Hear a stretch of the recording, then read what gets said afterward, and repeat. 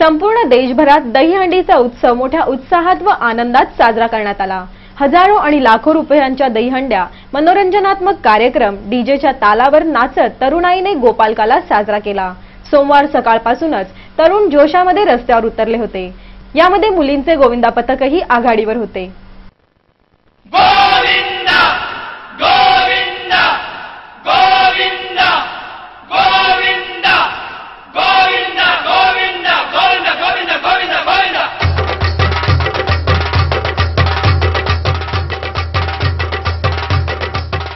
संपूर्ण देशभरात दहीहंडीचा उत्सव मोठ्या उत्साहात व आनंदात साजरा करण्यात आला।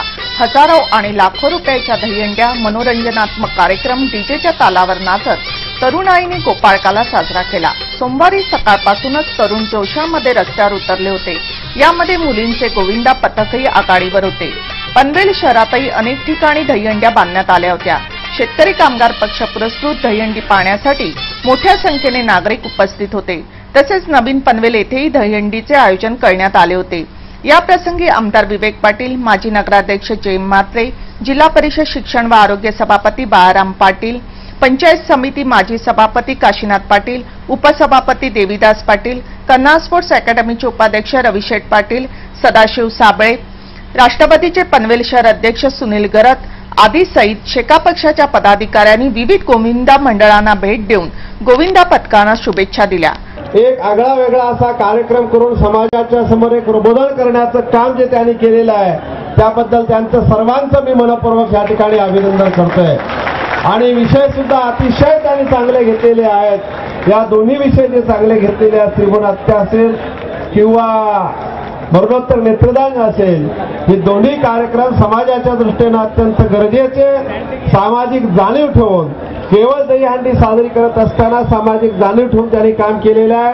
त्यांचे अध्यक्ष आमचे सहकारी मल्लीनाथ गायकवाड, सर्व सदस्य, सर्व सहकारी आणि आपल्या सर्वांना मनपूर्वक दहीहंडीच्या शुभेच्छा देतो। जय हिंद, जय महाराष्ट्र। तसेच ज्या मंडळांनी दहीहंडी कार्यक्रमाचे उत्कृष्ट आयोजन केले आहे त्यांची प्रशंसा केली। यामध्ये SK नाईक यांची महात्मा फुले हातगाडी संघटना पनवेल भाजी मार्केट, मल्लीनाथ गायकवाड यांच्या संस्कार प्रतिष्ठान नवीन पनवेल, राजेश हातमोडे यांची पुरोगामी युवा संघटना व लाल ब्रिगेड संघटना नवीन पनवेल, ओम साई कलावंत मित्र मंडळे नगराध्यक्ष संदीप पाटील पुरस्कृत, शेतकरी कामगार पक्ष पुरस्कृत प्रगती महिला मंडळ पुष्पलता मडवी, बाळासाहेब पाटील जय हिंद कला क्रीडा मंडळ व युवा ग्रुप ठाणा नाका इत्यादी अनेक संघटनांनी दहीहंडी महोत्सव आयोजित केला होता।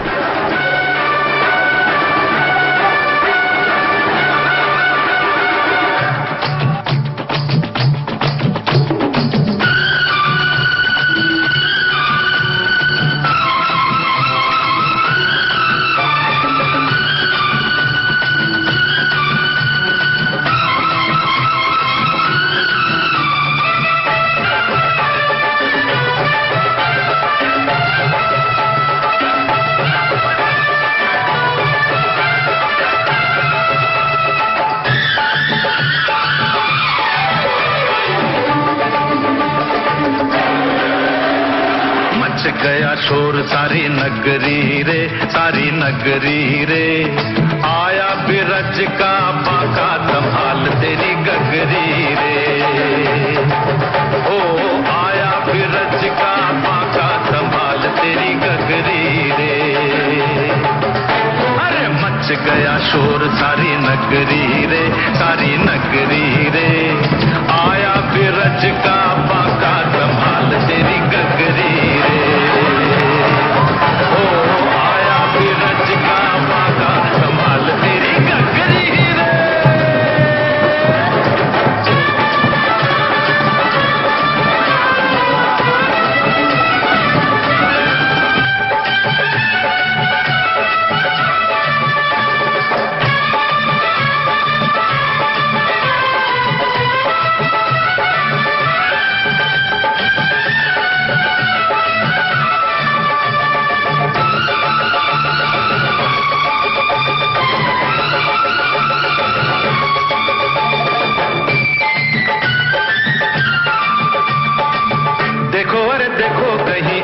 पक्षाच्या माध्यमातून आम्ही अभिदय बँकेजवळ म्हणजे नवीन पनवेलमधली ही पहिलीच दहीहंडी स्पर्धा 14 वर्ष सातत्याने आयोजित करत आहोत आणि 10,000पासून सुरुवात झालेल्या या बक्षिसाच्या रकमेला आता पारितोषिकापासून सुरुवात झालेली ही स्पर्धा आता 15,000पर्यंत आम्ही सातत्याने टिकवण्याचा प्रयत्न केलेला आहे. म्हणजे प्रत्येक वेळी काही लाखो रुपयाचे बक्षिसं लावतात, परंतु गोविंदा पथकाने दहीहंडी तेवढ्या फोडल्यानंतर किंवा त्यांचे तेवढे थर लावल्यानंतर बक्षिसं मात्र दिली जात नाही. इथं असं कदाचित कधीही झालेलं नाहीये आणि म्हणून मुंबई उरण नवी मुंबईच्या परिसरातून इथं दहीहंडी गोपाळ पथकं इथं फोडण्यासाठी येत आहेत.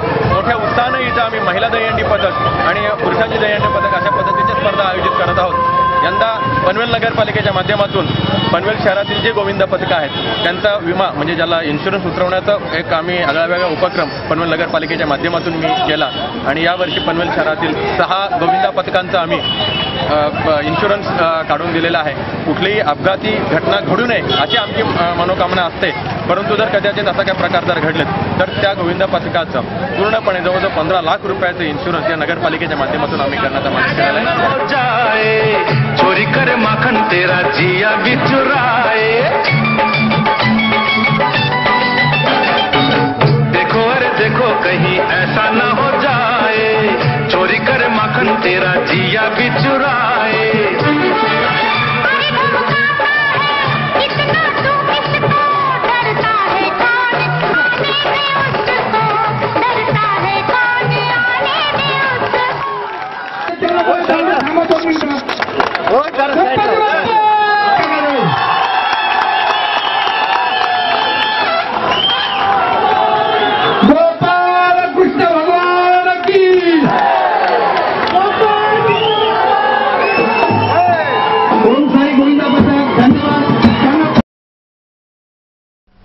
बातम्या अजूनही आहेत, परंतु उरण तालुका अंतर्गत बोरीपाकडी, केगाव, रानवट, म्हातवली, नागाव आदी गावातील नागरिकांना मुंबई उच्च न्यायालयाने सागरी सुरक्षेच्या नावाखाली 31 डिसेंबरपर्यंत घर सोडण्याची नोटीस दिल्याने याविरुद्ध मंगळवारी सर्वदलीय पक्षाच्या वतीने उरण तहसील कार्यालयावर मोर्चा काढण्यात आला.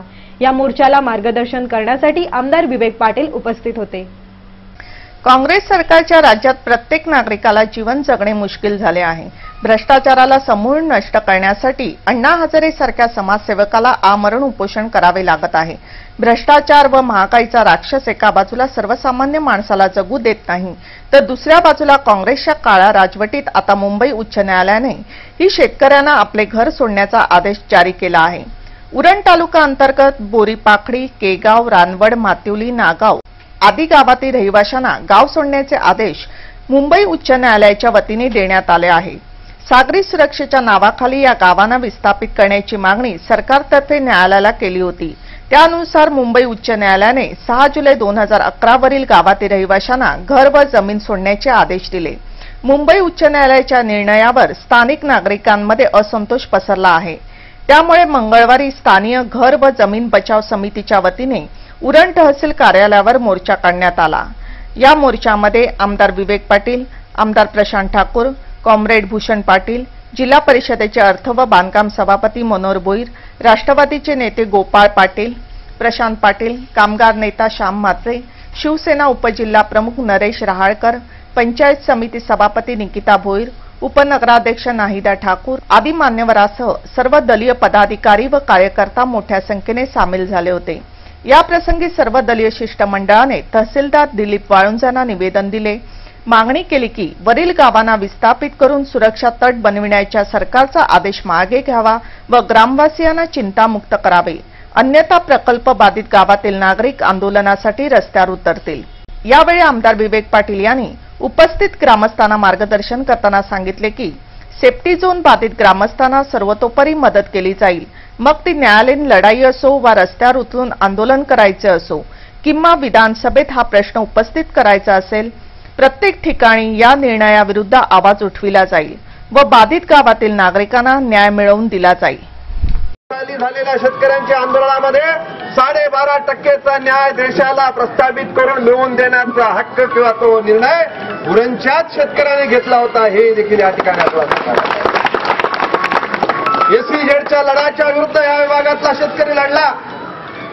केंद्र सरकार आणि रिलायन्स सारखा मोठा भांडवलदार याच्या विरुद्ध शेतकरी लढला आणि एकजुटीच्या जोरावर तिथं देखील आपला विजय झालेला आहे. 12.5%च्या विरुद्ध आपण लढलो आणि एकजुटी मागणीच्या जीवावर 12.5%चा लढा सुद्धा आपण जिंकलेला आहे आणि आता सेफ्टी झोनचा लढा सुद्धा आपण जिंकल्याशिवाय राहणार नाही हा विश्वास करत असताना मी आपल्याला एवढंच सांगेन की आपल्याला संघटित होऊन लढायचं आहे. या लढ्यामध्ये आपण रस्त्यावर येणार आहोत. त्या ठिकाणी प्रशासनाची लढाई लढू, रस्त्यावरची लढाई लढू आणि विजय पाटील मी तुम्हाला सांगू इच्छितो वैधानिक पातळीवर विधानसभेत देखील हा लढा आम्ही लढण्याशिवाय राहणार नाही.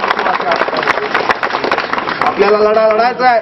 कायदेशीर लढाई होत राहील पण कायदेशीर लढाई होत असताना न्यायाधीशांसमोर हायकोर्टाच्या काय बाजू गेली काय नाही गेली पुढे आपण कायदेशीर मार्गाने जी आपली बाजू आहे ती त्या ठिकाणी आपण ठेवण्याचा प्रयत्न करणार आहोत आणि न्यायालयाची लढाई जिंकण्यासाठी प्रयत्न करावा. या शासनामध्ये प्रशासकीय अधिकारी म्हणून कोणी काय निष्काळजीपणा केला असेल तर त्याच्या विरुद्ध देखील कार्यवाही निश्चितपणे केली जाईल. या ठिकाणी मागणी करत असताना आपल्या हक्काची मागणी करत असताना या आम्ही जी घरं बांधलीत ही काय घरे आम्ही शासकीय जागेवर बांधलेली नाहीत. ही आमच्या बाप दादाने आजपर्यंत जी आम्हाला जमीन ठेवलेली आहे त्या जमिनीवर बांधलेली घरं आहेत. आम्ही कुठं अतिक्रमण केलेलं नाही, आम्ही दुसऱ्याच्या जागेत घरं बांधलेली नाही तर आम्ही आमच्या जागेत आमच्या खर्चानं आम्ही जो काय घाम गाळला आयुष्यभर आम्ही जे काय रक्ताचं पाणी केलेलं आहे त्या रक्ताचं पाणी करून मिळवलेल्या उत्पन्नातनं आम्ही घर बांधले. तर ह्या उरण तालुक्यातली हे रायगड जिल्ह्यातली जनता आपल्या मागणीसाठी आम्ही उभे केल्याशिवाय ठेवणार नाही हा विश्वास देखील या ठिकाणी घेतलाय आणि कोणत्याही परिस्थितीत लढा यशस्वी करू. या लढा यशस्वी करण्यासाठी जे जे काही करावं लागेल ते सारं करण्याची तयारी आम्ही या ठिकाणी ठेवलेली आहे. तुमच्या खांद्याला खांदा लावून नव्हे तर तुमच्यापेक्षा 2 पावलं पुढे जाऊन हा लढा यशस्वी करण्यासाठी निश्चितपणे सहभागी होऊ अशी ग्वाही देतो. अत्याधुनिक शहरांची निर्मिती करण्याचे आश्वासन देणाऱ्या सिडकोचा नाकारतेपणा अनेक वेळा समोर आला आहे. सिडको नागरिकांच्या आरोग्याच्या प्रश्नाकडे दुर्लक्ष करीत आहे. नवीन पनवेल सेक्टर 13 येथील डॉल्फिन सोसायटीजवळ बसविण्यात आलेल्या कचरा कुंडांमधील कचरा उचलण्याकडे सिडकोकडून दुर्लक्ष होत असल्याने येथील नागरिकांचे आरोग्य धोक्यात आले आहे. अत्याधुनिक शहराचे निर्मिती करण्याचे आश्वासन देणाऱ्या सिडकोचा नाकारतेपणा अनेक वेळा समोर आला आहे. सिडको नागरिकांच्या आरोग्याच्या प्रश्नाकडे दुर्लक्ष करीत आहे. नवीन पनवेल सेक्टर 13 येथील डॉल्फिन सोसायटी जवळ बसविण्यात आलेल्या कचरा कुंड्यामधील कचरा उचलण्याकडे सिडकोकडून दुर्लक्ष होत असल्याने येथील नागरिकांचे आरोग्य धोक्यात आले आहे. गेल्या अनेक दिवसांपासून या कचरा कुंडीत जमा झालेला कचरा सिडकोद्वारा उचलला न गेल्याने डॉल्फिन सोसायटी बाहेर घाणीचे साम्राज्य पसरले आहे. त्यामुळे येथील परिसर डम्पिंग ग्राउंड बनला आहे. कचरा कुंडीतून कचरा उचलण्यासाठी सिडको दुर्लक्ष करीत असल्याने येथील नागरिकांमध्ये नाराजी पसरली आहे. की आपल्या सिडकोने कचरा टाकण्याचा जो प्रकार चालू केलेला आहे गेले 3 दिवस कोणीही कचरा उचलला गेलेला नाही आणि त्याच्यामुळं एक मोठी दुर्गंधी या ठिकाणी झालेली आहे. आणि जो काय सिडको मार्फत जे काय प्रोजेक्ट एक कॉन्ट्रॅक्टर सिस्टीममध्ये खत प्रकल्पासाठी दिलेला आहे आणि तो कचरा इथे साठवून त्याच्यामधून ओला कचरा बाजूला केला जातो आणि तो तिथे सोडवला जातो. त्याच्यावरती काही केमिकल प्रक्रिया करून आणि राहिलेला कचरा तो इथेच पडलेला असतो. त्याच्यामुळे कोणी उचलून जाऊन शकत नाही. तरी आम्ही इथे सर्व उभारलेल्या लोकांची आमची एक विनंती आहे सिडकोला की सिडकोने याची त्वरित कारवाई करावी. येथील स्थानिक रहिवाशांनी सिडकोला इशारा दिला की लवकरात लवकर या गंभीर प्रश्नाकडे सिडकोने उपाययोजना केल्या नाही तर तीव्र आंदोलन छेडले जाईल. सिडकोवाले घाण टाकतात त्याच्याने वास येते. लहान लहान पोरं आमची उलटे करायला लागतात. ते कचरा गाडी येऊन पूर्ण कचरा घेऊन जायची खालचा कचरा पण भरून यायचे ते लोक. आल्यापासून खालचा कचरा नंतर 10-10:30 आणून ओततात आणि तो कचरा 2-3 दिवस तसाच पडलेला राहतो. त्याचा वास येतो. मच्छर झालेत. पाणी पाऊस आला की आमच्या घरात आतमध्ये दरवाजे उघडायला असं उघडलं की वास येतोय आतमध्ये घरात. डॉल्फिन सोसायटीच्या रहिवाशांच्या समस्या पाहून नगराध्यक्ष संदीप पाटील, जेडपी सदस्य प्रज्योती म्हात्रे, स्वतः डॉल्फिन सोसायटीचे पदाधिकारी तसेच स्वराज्य मित्र मंडळाच्या पदाधिकाऱ्यांनी पुढाकार घेऊन सिडकोच्या स्वच्छता व आरोग्य विभागाचे अधिकारी मस्के यांच्याशी चर्चा करून परिस्थितीची जाणीव करून दिली. सिडकोच्या अधिकाऱ्यांनी समस्येची गंभीरता पाहून 2 दिवसातच डॉल्फिन सोसायटी परिसराची स्वच्छता करून कचरा उचलण्याचे आश्वासन दिले. त्यामुळे डॉल्फिन सोसायटीच्या रहिवाशांची ही हजारे यांच्या नेतृत्वाखाली सुरू असलेल्या भ्रष्टाचार विरोधी आंदोलनाला सर्व स्तरातून जाहीर पाठिंबा मिळत आहे.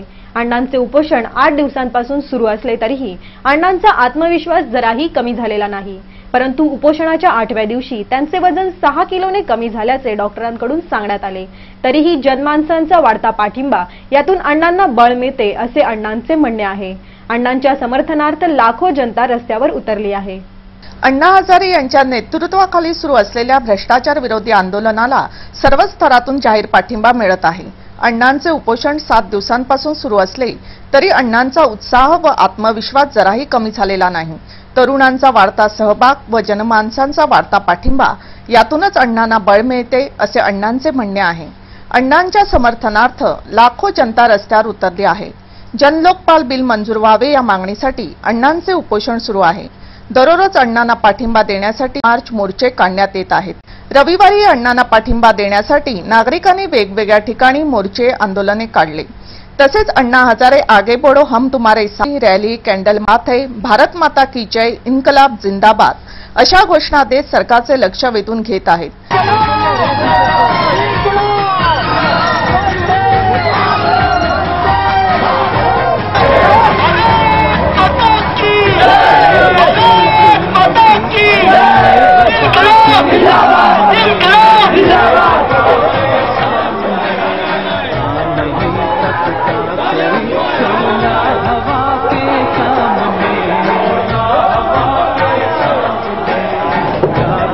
पनवेल सहित कामोठ्याचे रहिवासी मोठ्या संख्येने रस्त्यावर उतरले होते. या रॅलीत छोट्यांसह मोठी माणसे, ज्येष्ठ नागरिक मोठ्या संख्येने सहभागी होते. तसेच लहान मुलांचा उत्साह मोठ्या प्रमाणात दिसून आला. शेतकरी कामगार पक्षाच्या वतीने रॅली काढण्यात आली होती.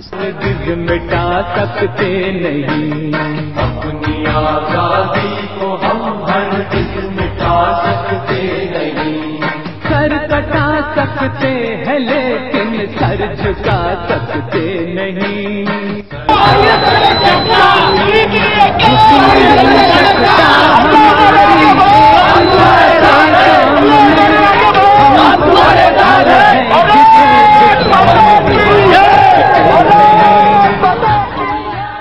कर्नाळा आज तक बातमीपत्राबाबत आपणास काही सूचना करायची असेल, काही माहिती द्यायची असेल किंवा जाहिराती संदर्भात तर आम्हाला संपर्क साधा. आमचा पत्ता आहे संपादक रमेश भोळे, कर्नाळा आज तक कार्यालय, गेट नंबर 2, गाळा number 9A, Karnala sports academy Panvel.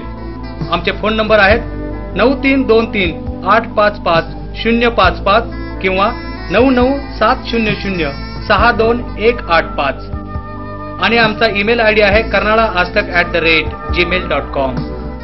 पुन्हा एक नजर टाकूया आजच्या काही ठळक घडामोडींवर.